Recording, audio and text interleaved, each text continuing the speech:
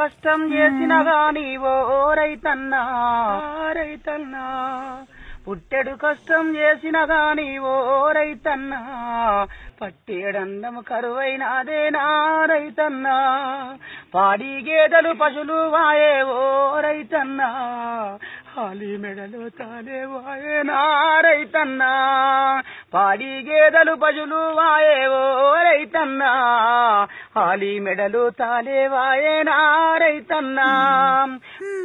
కొలన్పాక ఉపేందర్ రెడ్డి 2 లక్షలు పెట్టిన 7 ఎకరాలన్నర పెట్టిన మొత్తం ఎండిపోయింది ఏం లేకుండా. అసలు కూడా గడ్డి లేదు, ఎవరు కొనేతట్లేడు. గడ్డి ఉంటేనే నీళ్లు ఉంటేనే పశువులు ఆదుకోవాల్సి వస్తుంది. ప్రభుత్వం జల్లి ఆదుకోవాలి, రేపు పశువులు కూడా ఎవరు కొంటలేరు. రేపు ప్రభుత్వం ఆదుకోవాలి. అవే మాకు బతుకు తెరువు. గడ్డి లేక కూడా అవి కూడా పాలిస్తలేవు.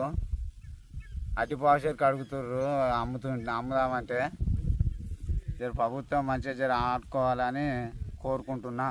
యాదాద్రి భువనగిరి జిల్లా ఆలేరు మండలం కొలన్పాక గ్రామం. నా పేరు అమృతం నాగులు.